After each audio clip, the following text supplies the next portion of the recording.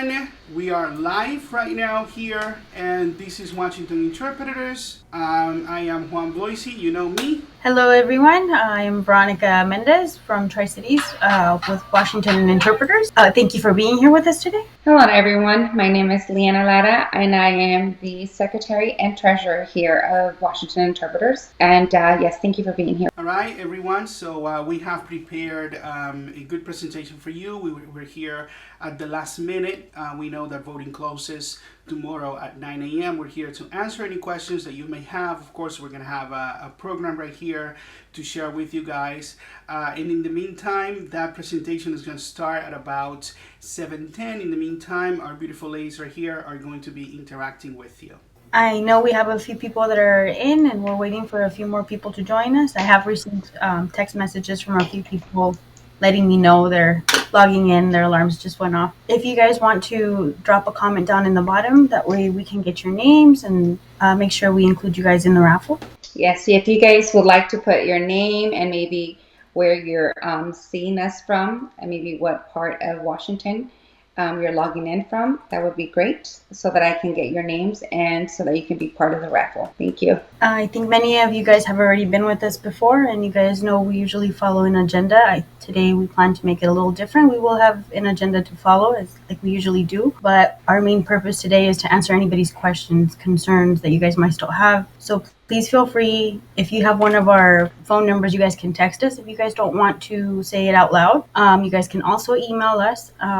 I will put my union email down at the bottom so I can keep checking it, and we can answer it if you guys don't want to post it publicly. But other than that, feel free to post anything, any questions you guys might have, and we'll be more than happy to answer those for you. I just posted my email address, my union email address. Yeah, I posted it on the live chat. So if you could put your names on there, if your device does not have your name, it will be very difficult for me to put your name down for the raffle. So maybe putting in your name and where you're logging in from. That'd be great. Many things happening today, many things behind the scenes. We have been discussing as a board here, not only with the per collection, but some whoopsie shenanigans, right? And everything that's been transpiring. So yeah, those of you that are already interacting in the chat, Yessie, DCG, feel free to comment whatever you want. As long as it is not obscene, you're not attacking anybody or whatever, it's okay. This is a free forum where you're free to express yourselves. So don't be afraid. We're not gonna, single you out. We're not going to do that, so don't be afraid of anything, please. Maria Yesenia Diaz Canseco, I'm in Kennewick, and I can hear you very well. Thank you for being here. Thank you so much. We'll give it 1 or 2 more minutes, no more than that, and then we'll start with the presentation. And so if at any point during the presentation you have a question, our beautiful board members here, Liana and Vero, they're going to be moderating here so they could point out to a question in the chat. If it's not a long question, then we'll stop and address that. If it is something that needs a little bit more of time, we're going to have a questions and answers session after the presentation, so we fully interact with you. And then depending on the flow of this live stream, if one of you wants to say something on camera, we could send you a link if we think it's going to be beneficial to what we're doing. It's going to be in the interests of all interpreters, and it's going to be in good faith. We could send you a link for the camera so you join us as a guest and have your comments air out. All right, so it is 7:12. So what I'm going to go ahead and do is I'm going to start this presentation. So there we are. So some of you that may be joining in later, and a couple of you that may not be in our meetings before, we do have a couple of basic things that we have to cover. At the beginning, it is election time. Okay, this is what you see on the screen.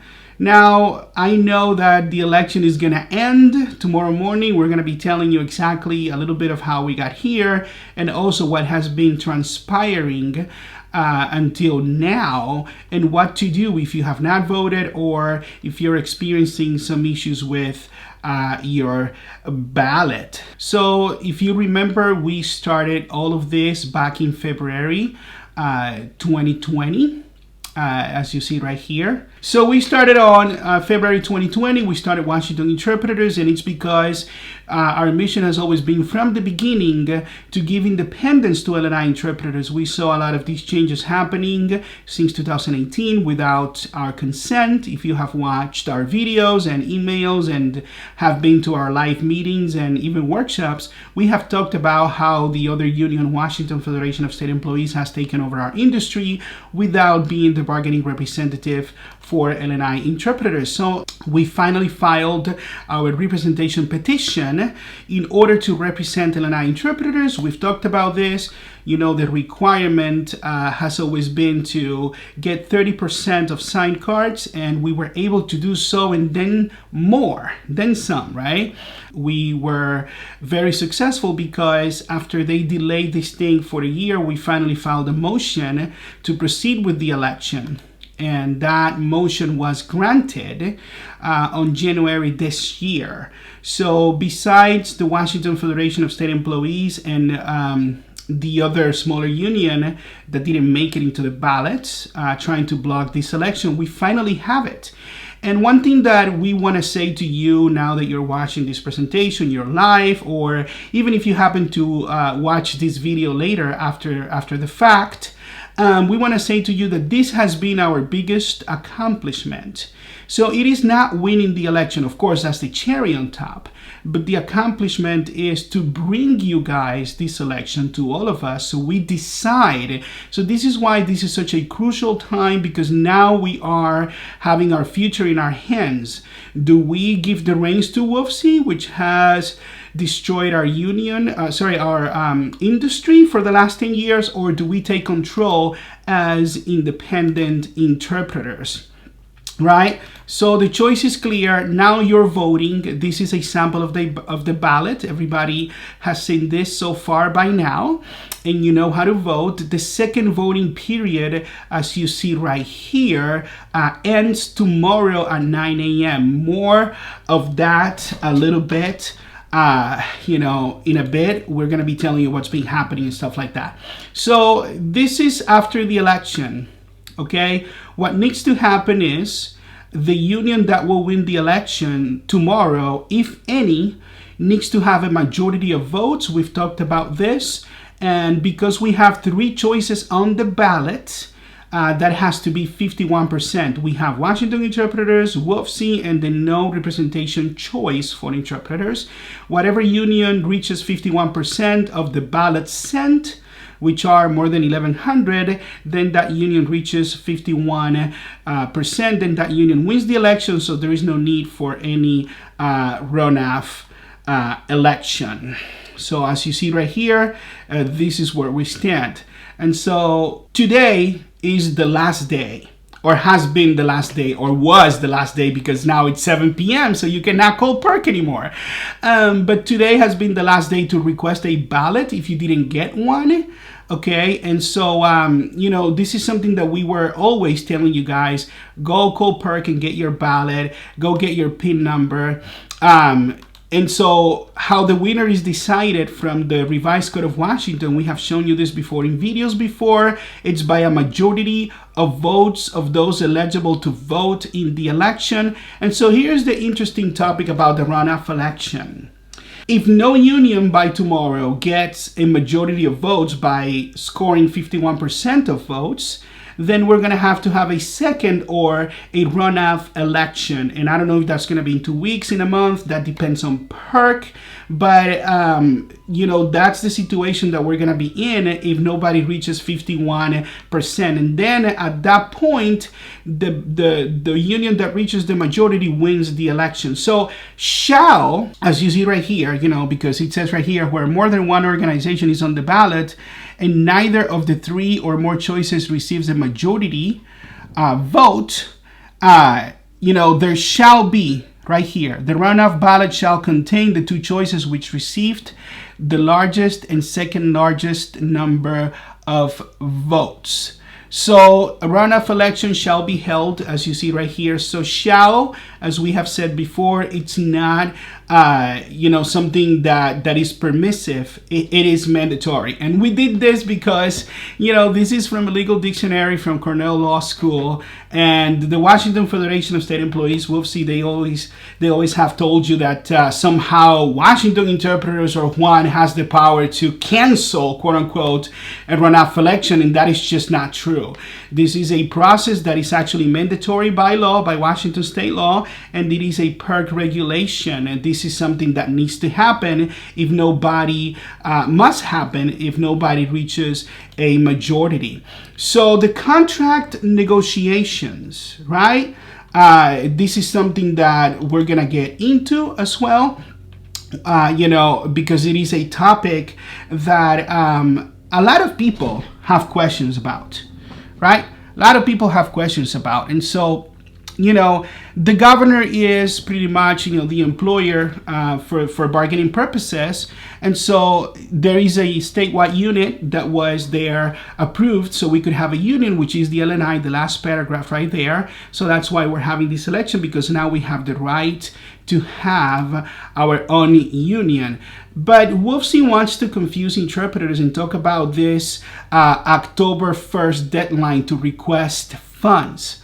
So what is this? Now, if you come with me here, okay, to number 7, right here, it says a request for funds necessary to implement the compensation and benefit provisions of a collective bargaining agreement may not be submitted by the governor to the legislature unless the request has been submitted to the Director of Financial Management by October 1st, prior to the legislative session at which the requests are to be considered. Now, I know that's a mouthful, and we've talked about this before. So basically, this is what it is. By October 1st this year, hopefully we have completed the election process. Dario De La Rosa from PERC has said that even if we go to a runoff election and everything goes well, everything was going to be done 2 weeks before October 1st, which is a tight deadline, but it's still plenty of time to negotiate a contract with the state, regardless of what WFSE may have told you before. Right? So we'll have the time to negotiate a contract. But if we want new money, new benefits, let's say take our mileage back. Let's say we want health benefits. We want to request funds for new money, new benefits. That contract needs to be in the hands of the governor by October 1st. Okay, and then he'll submit it to the legislature through the Office of Financial Management at the next legislative session next year. And if that gets approved, give or take by the summer, we'll have our benefits. So there is some concern, of course, about this deadline, but it's not what they want you to think. They want you to think that we somehow have the power to cancel a runoff election, which is not the case, right? And so, this is something that we wanted to tell you. There's nothing to be afraid of, but we have to vote. And I know that a lot of people wait until the last minute to vote. This is what's been transpiring today. Those of you that maybe have not watched the video that we just put out, we didn't even have the time to mass email it yet to interpreters, but it's been on YouTube. So those of you that have been subscribed to the channel, you can watch the video, but we're going to go through some of the items here. And I see that Alex, one of our board members, Alex Gonzalez, you just joined the chat. Thank you, Alex, for being here. However, if you can, I texted you the link through our group, text group, the link to join as a panelist. We would want you here with us, please. Check the group with the 3 of us, text message group, and join us so I could add you here. So basically, today, as you see on the screen right here, we had a conversation with Dario De La Rosa. I had that conversation, and I wanted to know how the election is going. He informed us that only 463 interpreters have voted as of this morning. Now, that is a good number, but it is concerning because more than 1,100 ballots were sent. And so you see how this is, a little complicated. We want interpreters to vote so we could have a majority and move on. And so something that never sat well with us was the deadline to vote by 9 a.m. I was always, wondering, and our board members, why not extend it until the afternoon? Maybe until noon. Why 9 a.m.? So what we did was we actually requested PERC to extend the voting period for a few hours until noon, so interpreters would have a couple of more hours to vote, right? So we sent that request. And, and if you're still watching here, if you're just joining in and you have missed some of the conversation, some of the presentation, this is the most important part of the presentation, regardless of whatever questions you may have. Please, we strongly encourage you to vote, okay, if you haven't. Dario didn't tell us if he was going to be taking calls, or PERC is going to be taking calls from people wanting to vote without a ballot tomorrow.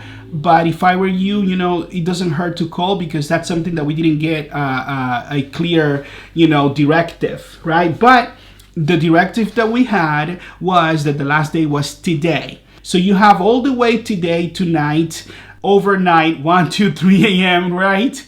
Until 9 in the morning to cast your vote. Please do so. Voting is secret. We're going to be talking about how some people feel harassed by WFC, but voting is secret, so you do not have to open the door to anybody wanting to check if you voted or who you voted for, or trying to offer assistance for you to cast your vote. It is not necessary, and it destroys the confidentiality of the process. We need to get this done. This is the future of the LNI industry, LNI interpretation system. Are we going to break free, given the fact that we have exposed everything that they have done to us? The choice is ours. Right? Now, what you see right here is this. We addressed this in the video earlier today. This is from an interpreter that sent us to one of our board members this picture of an organizer dropping this document per se, or this page to scan and confirm whether or not they have voted. They want to know if you voted, and they're also, from what interpreters have been telling us, they're asking interpreters, who did you vote for? Not only that, we have reports from interpreters receiving emails from WFC congratulating them for voting when they have not voted. We have received these reports daily saying, hey, WFC just sent me this email congratulating me for voting. I have not voted. And so this is very concerning, because if they have not voted, number one, who voted for them? Or number two, WFC doesn't know if you voted, if you have not voted. Even if you voted, voting is secret. How would they know if you didn't tell them? So these are things that we have been dealing with, and we want you to know, right? Also, they talk about here, take DSHS jobs. And the thing is, we just received this report from this interpreter saying that the DSHS ULS scheduling system, they have not paid DSHS interpreters this period. So they're missing their payment. So I said, well, I'm going to be asking around to see what's going on. But this is something very real. And it's funny, this interpreter confirmed later that this interpreter called the billing department at the HCA, the Healthcare Authority.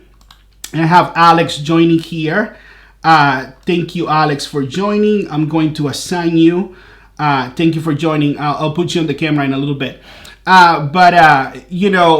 This interpreter called the Healthcare Authority asking about this payment situation. Now, this interpreter called me and said, do we have to call the union? I did say to this interpreter, if you call the Healthcare Authority, they most likely will tell you have to talk to your union representative. That's exactly what they did. Now they have to, according to this interpreter, wait 7 weeks without payment and no one to blame. But I want to tell you this, our anonymous interpreter, you do have somebody to blame. Of course, because you have the Washington Federation of State Employees and their local union, Local 1671, and those leaders that they're the ones there to supposedly fight for you for your payment. And so the problem is they have all of these problems for years with their union, fighting for the same old benefits that they never get, right? They destroy the LNI system, and now they want to take over to completely finish the job. And this is the issue that we have with them. It is not feasible for interpreters, in our opinion, to vote for WFC so they completely finish up this system, flood the system with interpreters, and everybody gets 2 or 3 hours a day. Nobody gets enough hours to make a living, but they still get union dues. Marisa Giglio, Interpreting Works, and their friends from WFC that own the system, they get $750 per appointment. They get more than $1 million a year for the contract with LNI. Everybody's rich. The WFC staff gets $100,000 or more a year. Some of them. A lot of people get their money, but the interpreters are screwed. This is the sad situation for us as LNI interpreters if WFC were to win the election. And so I have 10 more minutes for this presentation, so I'm going to go quickly here. So this is a text message from one interpreter to one of the WhatsApp groups where, we interact with interpreters, share appointments, and sometimes I'm not in some of these groups, but interpreters share these things with me and with Washington interpreters. So what you see here is this interpreter relating what happened to this interpreter on Sunday out with his family, but then somebody from the Interpreters United, WFC Local 1671, I don't even know what to call them anymore, to be honest with you. There's so many entities, we don't even know who they are, right? But, these organizers showed up to this interpreter's house asking for this interpreter and who that interpreter had voted for. Now, this is the line that they're crossing. And they don't care. They're desperate for those union dues and they want them now. Now, does a union need union dues? Of course. But the problem is, what is it that you do with those dues? Do you benefit the workers? Or do you just, fill your pockets to the staff? By the way, the staff, as we have told you before, they run the union, not the executive board leaders. So this is the reaction that, if you can see there on the screen, this is a reaction that some interpreters, when they saw what was happening in that WhatsApp group, this is their reaction. Yeah, this is a creepy vibe. They wish, there was someone to report this. They call these interpreters are referring to these as crossing the line of voter intimidation. And I agree. See, I have knocked on doors. We have knocked on doors before. But when we needed a card, when we needed to visit you and stuff like that, if somebody said don't come, if somebody didn't want to open the door, we're not going to be waiting outside for 4 hours. Like we're hearing right now from interpreters. WFC organizers are camping outside people's homes, waiting for 3-4 hours for interpreters to show up. This is, in my opinion, plain harassment. And as you see, the last comment right here on the bottom says, your vote should be your business and no one else's. Why even ask who I voted for? So this is the reality that we're dealing with. Another situation that LNI interpreters are dealing with, those that are signed up with the scheduling system, is the fact that a lot of people are not getting text appointments for text. Text to cover appointments, right? That's what I wanted to say. To cover appointments since Friday. Some interpreters since before Friday. And so no jobs, no appointments, and these are interpreters from the Seattle area, I believe, but it's a problem that's been spread around. This interpreter says the system has a lot of problems. Please refer to the video that we just put out today for more information about this, but this is happening, and this is a problem that has been happening. It started when they started the implementation last year through the T-Mobile situation. But another interesting thing is that now it looks like they're going to be requiring a token, right, to check in, check out, and providers are involved in this, or they want to involve providers to check for these tokens. So we are in the process of investigating, this situation before we address this a little bit more. Now, what you see right here on the screen, it is a message that was shared with us by one interpreter. This is from Interpreting Works, okay? So what they're saying right here is that if you are a T-Mobile user, okay, and have been experiencing issues with receiving notifications from Interpreting Works, you have to follow those instructions that you see on the screen. And that's supposedly directly from T-Mobile support, and you have to dial a certain amount of numbers. You have to go through a process, okay, to kind of like alleviate that problem. And they apologize for the situation. But as I said in the video earlier, apologizing is all in dandy, all good and dandy and nice. But those interpreters that have not been getting those appointments, those are hours they're not getting back, okay? Those are appointments that they couldn't get. Those are, income opportunities that are not going to be there for them to feed their families. So all the sorries and I apologize and all this stuff is not cutting it. What kind of system is this? Some of you think that I'm harsh on Ms. Gilio or Mrs. Gilio and the Interpreting Works company. And the only reason why they think that is because we have exposed their connections with WFC leaders. But not only that, is their treatment of interpreters, the intimidation that a lot of interpreters feel from this particular lady because they think she runs the algorithm and she picks and chooses who gets the appointments and how many hours they get. And so when you get to these situations and you get a CEO of a company in charge of distributing jobs, nothing else, but they act like they're going to discipline you and castigate you, that is a problem. Nobody is there to punish you. You are an independent contractor, and their contract is to provide these interpretation services, quality assurance, and so on. I could go on and on and on about this, but this is something that's happening. Interpreters are not liking it. This is an issue, okay? Now, remember at the beginning of this presentation, or a little bit into it, I showed you the email that we sent to PERC requesting to extend voting hours until 12 noon tomorrow. What I want you to see right here is the response from Herb Harris from WFC. He's representing, along with the lawyer, WFC with the PERC election. So they received our request, okay, to extend the hours, but this is how they responded. And by the way, it is not Mr. Bloise's request, it's Washington Interpreters' request.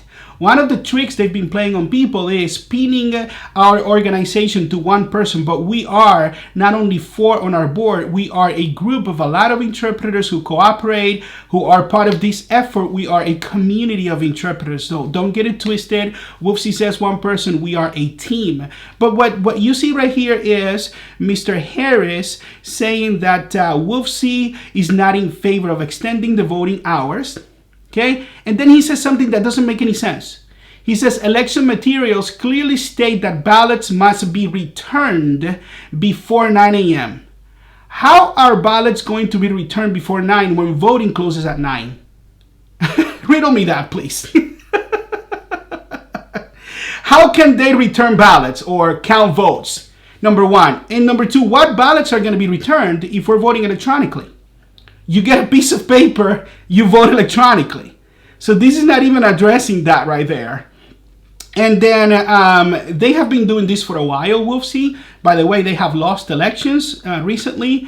So they should know how this works. We were told by Dario De La Rosa this morning that extending the hours of the voting for a few hours would be possible, but to a certain extent, maybe no later than 12 noon, but all parties had to agree. And so because WFC, once again, never wanted LNI interpreters to vote because they fear when they're not in control, they are entitled. They have once again blocked you as an LNI interpreter from exercising your rights if you didn't get your ballot on time because it is the summer. Some of you are moving. Some of you have had vacations. Some of you have gone through a lot. So this is what Dario De La Rosa, as you see right here, this is going to be the last slide of the presentation. We're going to pull up a few things if you request or if you have some questions. But this is the last slide of the presentation right here where you see Dario De La Rosa finally by 5:24 p.m. today. He says, because there is no agreement or not an agreement on extending the voting hours, see attached email, that one from WFC, The election will close at the scheduled time at 9 a.m. on Friday, July 22nd. And I want you to meditate on this. We always pride ourselves in showing you the evidence. You see the evidence right there. From day one, we have been fighting, advocating for L&I interpreters, okay, to bill directly, to have a dual system, to have mileage, to have independence, to have an election, to have it more than a year ago instead of right now with this deadline. But WOFC has made it their mission to block everything while claiming they want to represent you, and now asking you to become a member before even winning the election when they don't even represent the L&I interpreters. It doesn't make any sense. Once again, they have blocked what could have been an extension of 3 hours. So interpreters maybe catching a lunch break or a breakfast, 10, 15 minutes from their appointments, they could actually cast their votes if they had not. But now we don't even have that opportunity for L&I interpreters. And so with that, this is the presentation. We encourage you to vote. We're going to open it up to the question and answer session. And then Vero and Liana, okay, and Alex, you're moderating there. If you have any questions from the chat, this is how we're going to be doing it. Let me show the 4 of us right here. Hi, Alex. Hello, everyone. Yes. Thank you for joining. Absolutely. I'm looking through the comments. We don't have any questions at the moment. There is a way to message privately. If anybody wants to send a private message, just hit the chat privately with host, and I should be able to receive that and read it out loud without nobody else knowing what you asked. There's also the option that I mentioned earlier. You guys are more than welcome to send any questions you guys have to my email. It is in the comments down below, and I will be reading those as soon as I get them. It is very interesting, all of these dynamics that we're living right now as L&I interpreters. I remember, I don't know if you remember, guys, from our board last year when we were in the middle of the whole thing, the unfair labor practice, how WOFC intervened to delay this election. They asked the election to be stopped and all that. One of the things that I personally didn't want to see was a summer election, right? Because everybody's out in the summer, out and about with their families. What do you say, Veronica? Yeah, everybody wants to enjoy their summer. That's true. Nobody wants to be stuck in the middle of an election when you could be out doing something fun. Yeah, nobody wants to be doing this, and this is something that WOFC wanted. Because of the illegal implementation of the scheduling system, and because they have divided the industry, you've always had some corruption in any system. Because of the implementation, they were adding 126 or so new interpreters to the system, counting on them to vote. And here's the thing, they feel pretty good that a lot of people are not voting because they feel that most people are going to vote for them. They claim to have had 600 people through fake signatures and pictures that they, from what interpreters have told us, have stolen from Instagram accounts and from old pictures they received from them. And it's just unbelievable. And I just wish that if you're watching right now, even if you don't want to be on the chat, but you're watching, because I see, you have a lot, at least, 10 people watching right now through the chat. But those of you watching at home and stuff like that, if you're watching this, please take some time and vote. Yeah, I've had one interpreter who has told me that WOFC has shown up not only once, not twice, but about 4 times now. And one of those times she was working, and another time she was home, but she chose not to open. She said it was too late. Interpreters over here are pretty much fed up, and she already casted her vote, but they still went over to her house today. She just messaged me actually before we started this live, and she said that they were back at her door again. They're very, very persistent. I've also had other interpreters tell me that they noticed that their names were on one of WOFC's flyers that they sent out, and they can't even remember having given them permission to add their name to this flyer. I was like, yeah, but I saw my name on there. There was one interpreter that I was like, oh, I saw your name on the list, and she was like, oh, I didn't even know my name was on that list. So I really don't know how they're getting their names on there. She did say, I don't know if I accidentally clicked on a link and that gave them my number. I'm sorry, not my number, my name. But yeah, we've definitely had a few people here that are confused. I know of one interpreter, yeah, just one interpreter that said that she got one of those emails stating that she had voted for them and thanking her, and she hasn't yet voted. She's like, Vero, I haven't voted yet, but I got this email. And she's like, how did they get my information? And then that made a few people think, well, do they know who votes and do they know when they vote? And we've kind of had to clear things up and let them know that no, nobody knows. Only PERC knows. We're not going to know who voted for who. We're going to know how many people voted, but no specific information is going to be given. And I personally think that's their way of casting fear.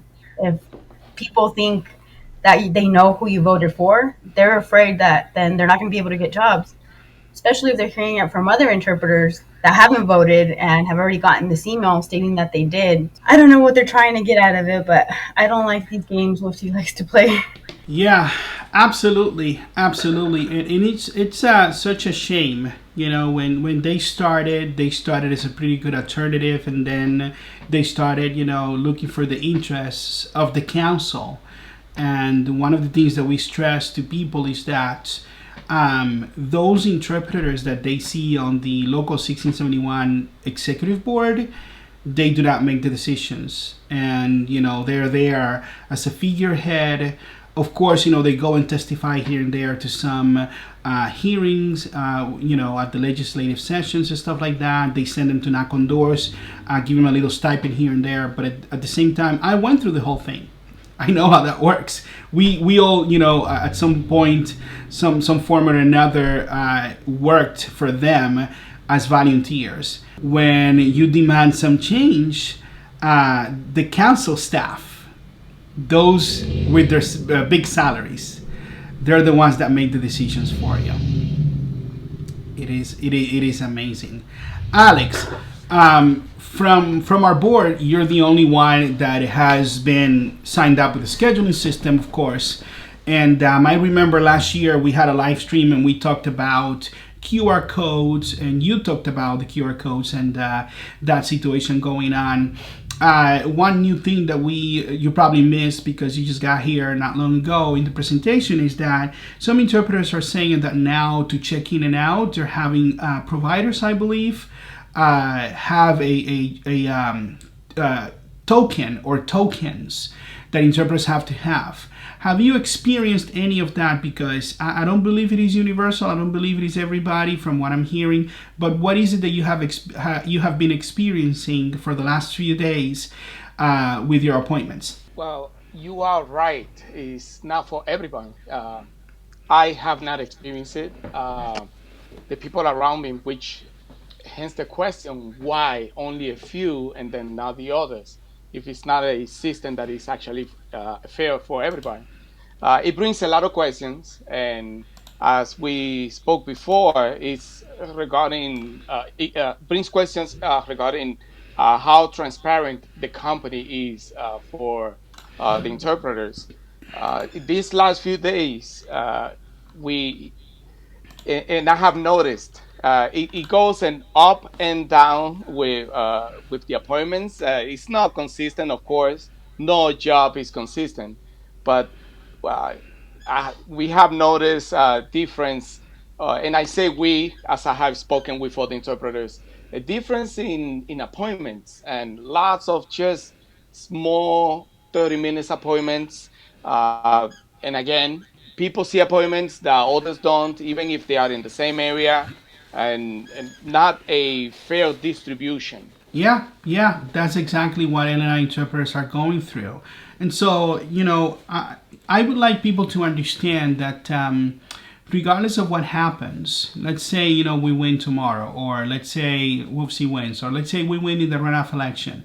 Whatever union that wins the election, if they really want to help interpreters, they're gonna have their work cut out for them.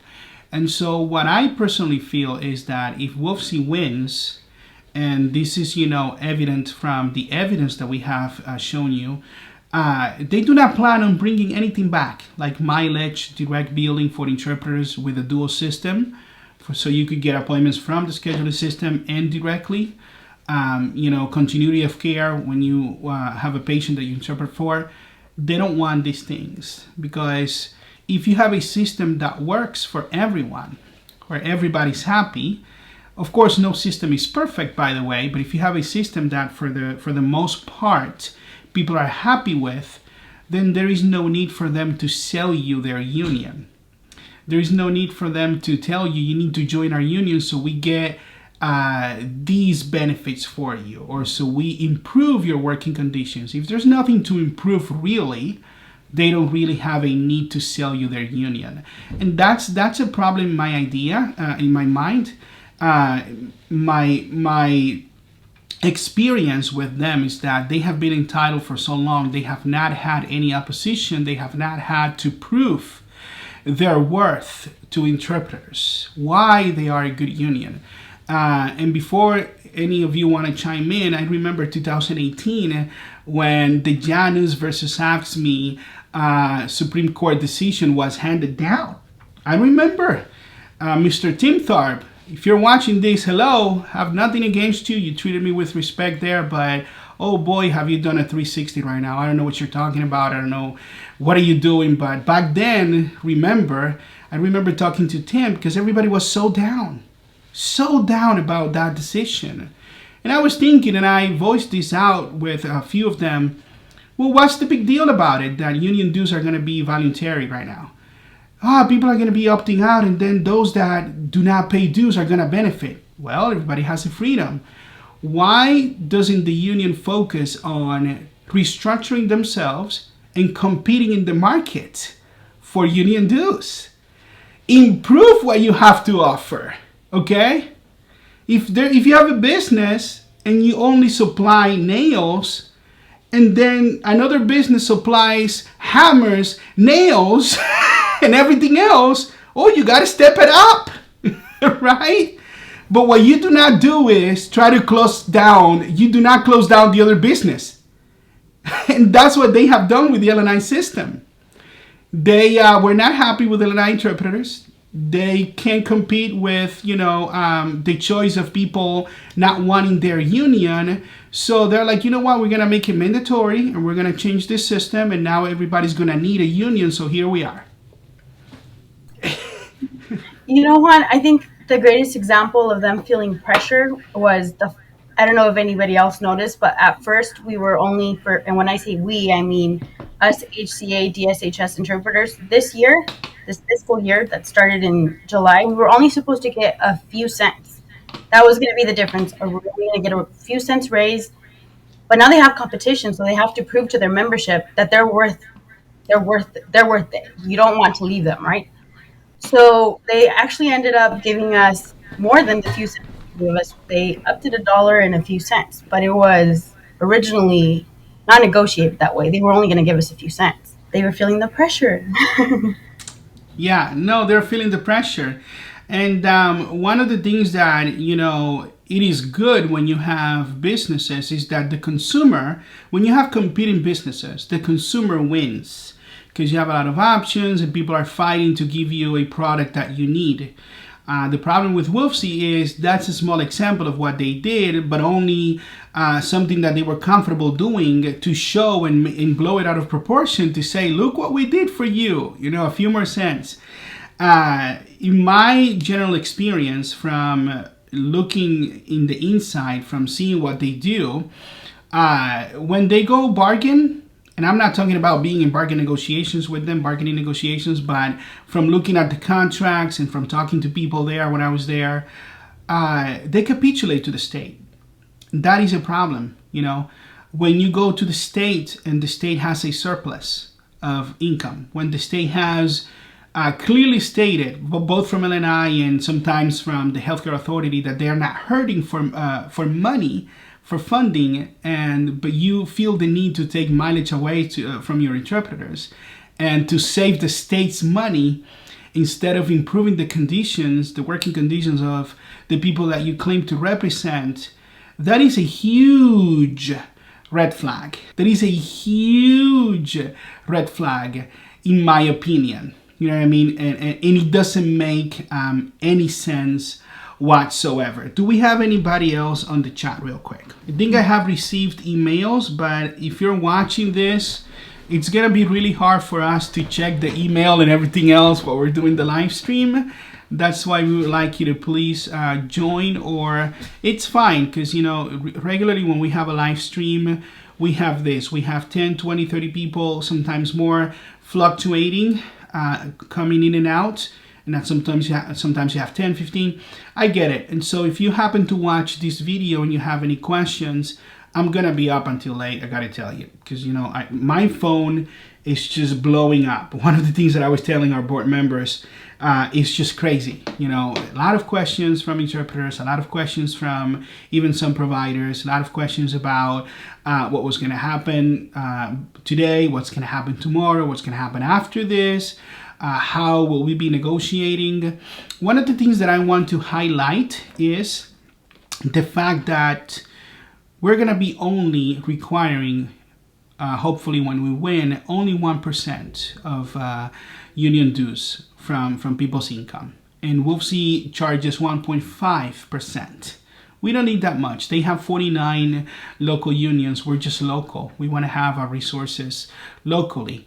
And Vero, now that we're doing this openly in a live stream, now that you have more freedom to talk, because before it seems to be you didn't have. Can you?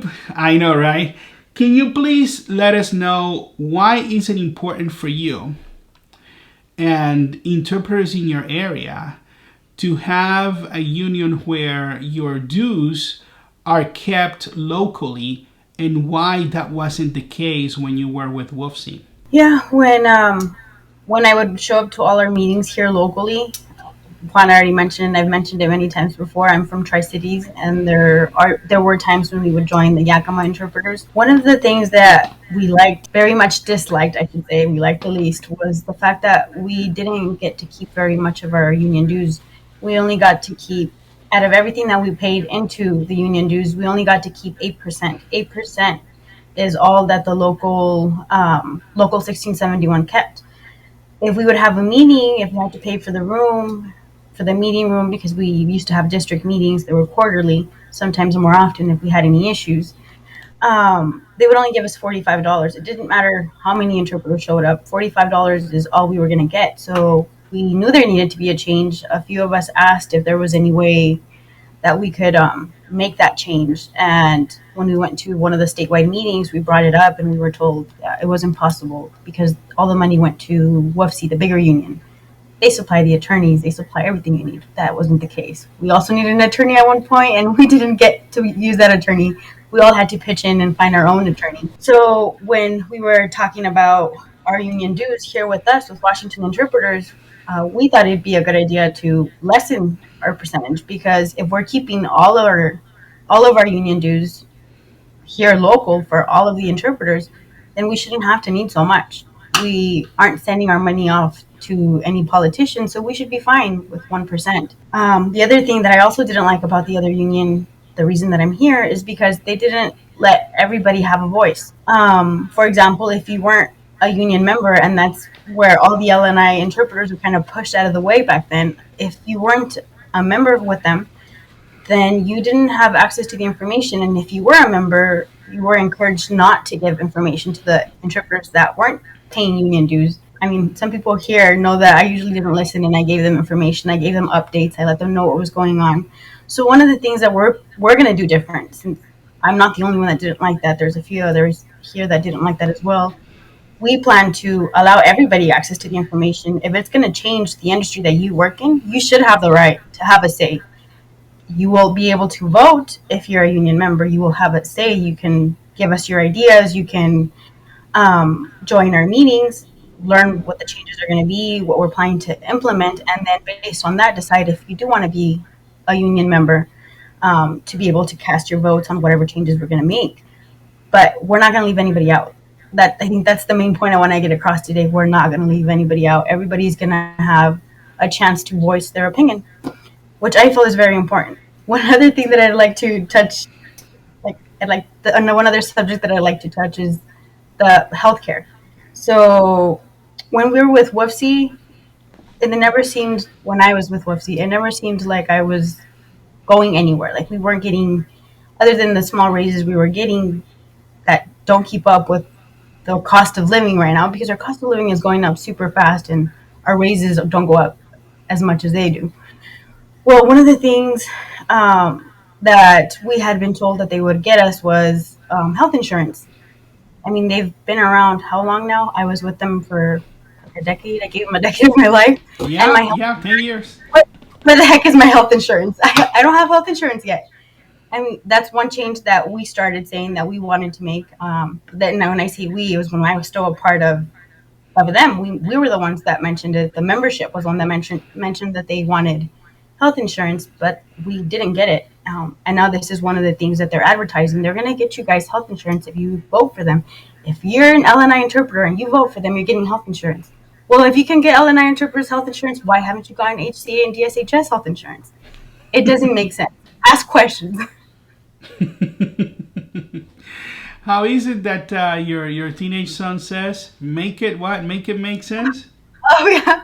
I have a 13-year-old, and my 13-year-old has this phrase where something doesn't make any sense. He's like, make it make sense. It's not making sense.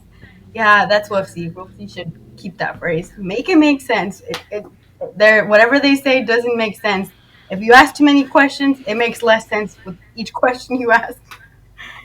There's a lot of stuff. I mean, I guess we wouldn't be able to touch bases on everything, but yes, I mean, you already said it. So yeah, maybe with like a lot of other new implementations, it might take a while before it works best, but I believe that this system is still not doing that. So I've heard even up till now that there's a lot of multiple interpreters being sent out to the same for the same client and for the same actual appointments. So it's pretty crazy right now. I mean to think that they're claiming it to be better, that it would be fair and whatnot. It's actually just showing to be the opposite. So yeah, that's one of the biggest reasons why I decided just not to join. Yeah, it's important to talk about this because their organizers, when they have their Zoom meetings or when they meet in person with interpreters, they tend to say that, oh, we are not LNI interpreters here at Washington Interpreters, since most of us are not signed up with the scheduling system. And even though if you do on-demand appointments and you wait to bill a year or less, you don't show up in their system right away, we're still working. Sometimes we work for free. We are part of the industry. We're here to help the patients because we love this profession. I mean, we agree that there was an issue with clinics just working with specific interpreters and trying to keep everybody else out. That was an issue, but that didn't mean we had to get rid of the complete system to be able to fix that issue. We just needed to fix that one issue, not redo the whole system. And that's why you implement rules, and then you find people to make sure that they make everybody else follow the rules. There's no need to change everything all over again, because it's never going to be perfect, and you're not going to get it perfect by changing it over and over again. It doesn't make sense. Well, one analogy that, and before I make the analogy, I know that some of you watching this video an hour later are going to say, that's the worst example, it's not the same. Of course it's not the same, but the concept is going to be the same, okay? So bear with me here. One example is when you're driving on the road. How many accidents do we have every day? I don't have the statistics, but if you pull the statistics, you have accidents for a variety of reasons. People that are drunk, people that are not paying attention, people that are looking at their cell phones while driving, texting, reading a book, eating, scolding their kids, talking, whatever it is. You have a myriad of reasons why people get into accidents. And so you have also people that cross red lights and do not respect the rules of the road and stuff like that. Imagine if our governor here in Washington, or maybe the president, says, because we've had so many accidents and a lot of people disrespect the rules, nobody's going to drive. We're gonna Imagine. do one single path. Everybody's gonna drive in a straight line. Imagine that. Everybody's going to drive in a straight line, or the governor or the president says, we're confiscating all cars, and from now on, we're only going to be allowing citizens to use public transportation. Imagine the uproar. Imagine people would not have it. And so, I know you're laughing a lot, but the thing is, with the LNI system, this is something in this scenario that I just played out for you. At least a government official that people elected would make that decision. Oh, the decision is not going to go well. But at least somebody that was elected actually did it. With WFC, they were never elected to be LNI interpreters. To be the union for LNI interpreters. They were never elected. But somehow they convinced the legislature to eliminate agencies and to completely limit independent interpreters, take our mileage away, right? And not have providers call us directly. Now everybody's suffering because you don't have options. You have all of your eggs in one basket, which is the scheduling system basket. And when that doesn't work, like right now, lately, people are not getting appointments. Guess what? Oh, let's do video and phone interpretation. Nope, you can't. Because even if you're able to, it's not the same consistency, not the same money, because you have to pay commission to an agency out of the state sometimes, right? You can't say, I'm gonna call this clinic, see if they have any appointments, or this hospital, or nope. You can call an agency to say, hey, I need some hours, because they destroyed all agencies. You only have one statewide monopoly agency interpreting works. So this is what they have done to our system. And I know sometimes it feels like we're talking in circles right here, but it's very important for everybody to understand, especially the last few voting hours. I have had interpreters texting me, I'm going on vacation, I'm going to be voting from this place or from Hawaii, or, but, some interpreters, especially those interpreters that have moved on. In this election, there was a considerable amount of interpreters that did not get ballots. We're talking about more than 250, 260 interpreters that didn't get an opportunity to receive a ballot. And many of them did not call PERC. Why? It's not just because they didn't want to. It's not just because they didn't feel like it. It's because they have moved on to other professions. One of the things about us human beings, we're resilient. We're not going to stay cooped up and limited in one place forever. We have to adapt. If we want to survive, we have to grow. So people grow all the time. We have other careers as well, individually, businesses that we're working on, starting, stuff like that, like Liana here. But that's another conversation. And so, it's a shame that many of these interpreters, even though we fought for these interpreters to have a ballot, unions like WFC and others did not want this to happen. But there is still an opportunity. It is 8:14, PM. Usually at this point we are interacting with the audience, and I just received a message right here from one interpreter. I'm not gonna thank you, Liana, for this message, but there's another message here that says, I would want to ask you a question, but I don't want people to see my name on YouTube because it is publicly available. Okay, well, thank you for that. There's another question. I have questions for you privately. Can I email you guys? Yes, you can. You know who you are. I see this message right here. I see the live stream, but I don't want to say any comments on the chat. That's fine. That's fine. You could send me your comment here, but it's kind of hard to project.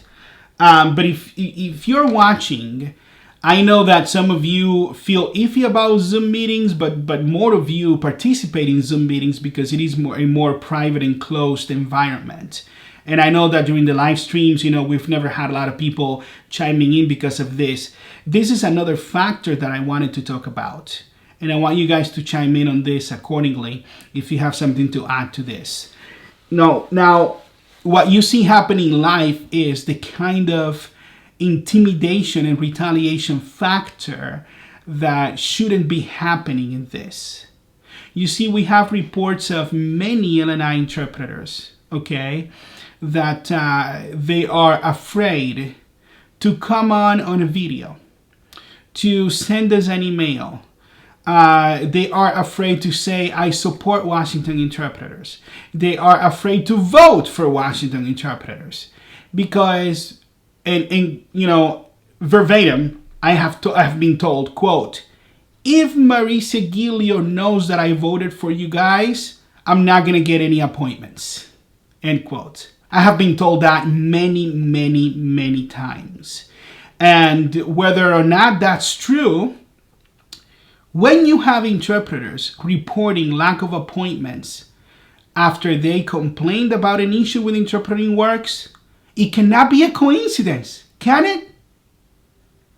It cannot be a coincidence. And so I want to tell you something, if you're watching this video. If you have something to report to us, to any state agency, PERC, LNI, about interpreting works, about WFC, about anybody doing something inappropriate, fear not retaliation. People can and try to retaliate, of course, but it is highly illegal for a company like Interpreting Works to retaliate against you, okay, because you have a preference or because you voice a concern or you email LNI because of something that's not right. Not only that, and with that I'm going to open it up to you guys because we have to move on to the raffle. Yeah, we have to move on to raffle.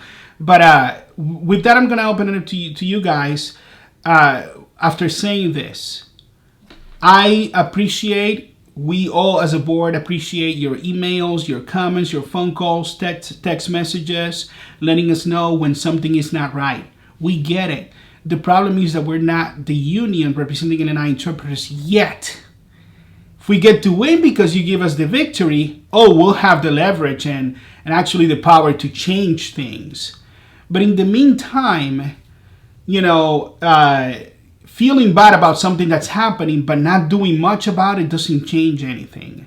So we want to empower you, even right now before the end of the election. If there is something going on with you, either through interpreting works, through abuse or intimidation from WFC, anything that's happening that you see it's out of place, send us an email or email LNI, PERC, whoever you want to email.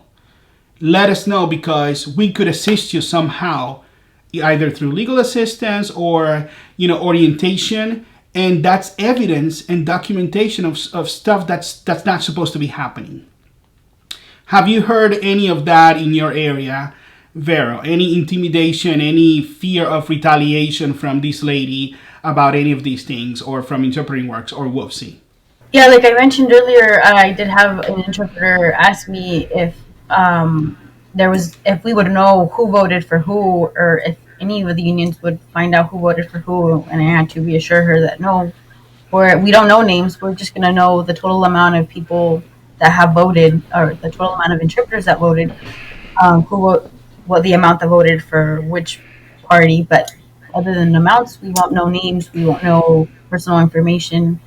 That's not going to be out there unless you guys tell someone. If you guys tell someone who you voted for, that's the only way that others are going to know. So when WFC knocks at your door and asks who you voted for, it's up to you if you want to tell them or not.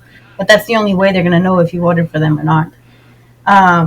That's one of the things I've heard. The other thing that I also heard not too long ago was when I mentioned earlier about the email.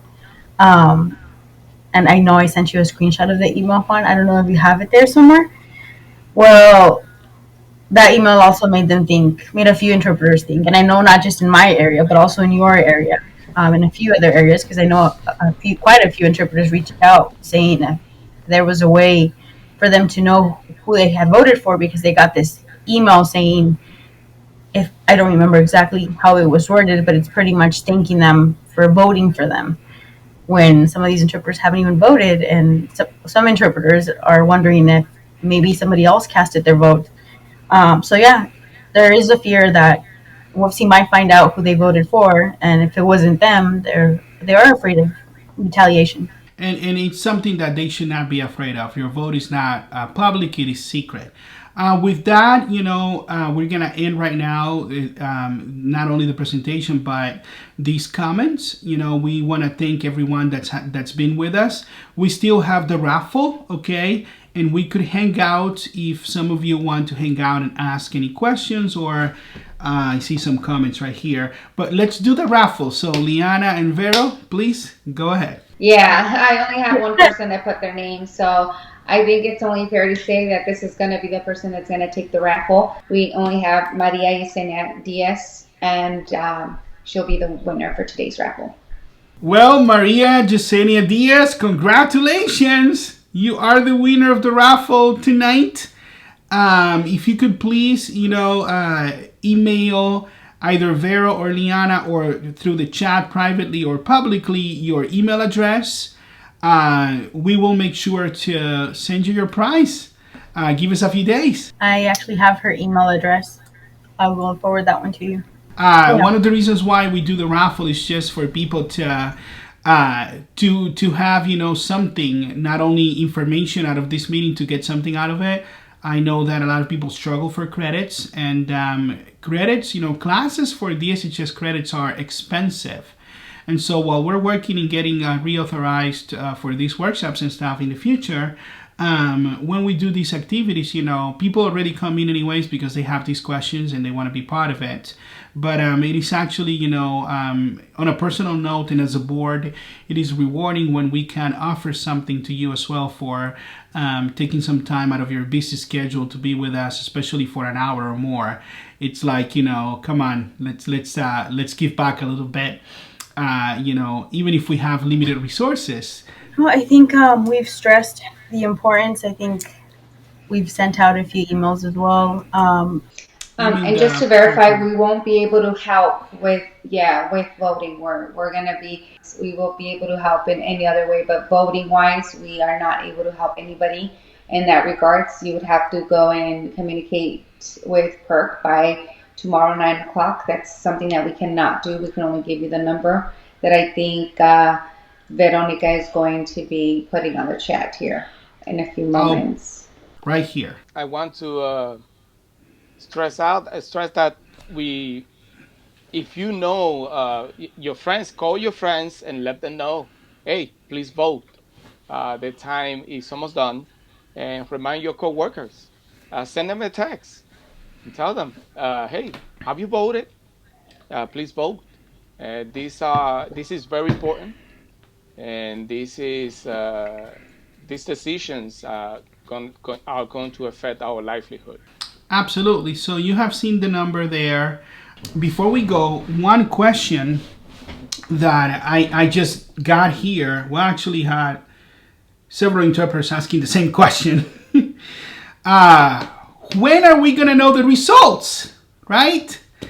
Well, what we were told by Dario de la Rosa earlier today was that within the hour after voting closes, it's going to close at 9. Within the hour, by 10 or so a.m., they will have the results, and they will email all the parties involved, meaning Washington interpreters, WFC, and LNI, and representatives, with the results. So we're going to be on the lookout for those results. Whatever time they come, they say within an hour, it could be later. We don't know what could happen. We're going to be on the lookout for the results and inform you, make a quick video, email, or post. So with that said, thank you so much for being here with us. I don't see more activity in the chat. I do see some personal text messages. If you're texting me right now or emailing us at the unit email, as I see, please bear with us. We're going to be, answering accordingly later. But thank you so much for watching the live stream. And I know that some of you were shy, or a lot of you were shy to participate in the comment section here. But thank you for participating. And we're going to do maybe a Zoom meeting, depending on what happens, as soon as possible, or in person. So thank you so much. Thank you so much for joining us tonight. I'm very thankful that you guys took a little bit of time out of your very busy days to be here with us to share this important information, because this is very important. And regardless of the result, I myself, I think I can say I pride myself in knowing that we presented facts. Anything we said, we always had something to back it up with. We didn't just go off saying lies like another organization did. We won't state names. But everything that we said, we had a way to prove that what we were saying was true. And I think that is what I will take. Win or lose, that is the one thing that I think I will hold the most pride for. We didn't have to lie to get to where we are. Yes. So thank you everybody for joining us. Again, I mean, give us the opportunity to be the union to represent you in this new era, I guess. So any questions, just go ahead and feel free to reach out. Thank you again. Again, thank you for joining us. A lot of efforts was put into this, and thank you guys for supporting us. And like Vero said, we've been fighting the good fight. Thank you. Alrighty, well, thank you guys. That was one of the last comments that we got right there from, let's see, it was right there from Eon Flux 7. I think I know who you are, but thank you anyways. Thank you for all of your efforts. This interpreter says, like Alex said, you know, this takes a long time to put up and to prepare all the information and just, you know, the preparations for the live stream. We try to make it look, you know, nice and appealing for you. So, of course, you know, it's a lot of effort, but thank you for the support. Thank you for voting for us, those of you that have voted, and thank you to those of you that are part of the supporting cast of Washington Interpreters through your volunteering time and all of the resources you provide. Thank you so much. Have a good night, and tomorrow is the day. Stay tuned in. God bless.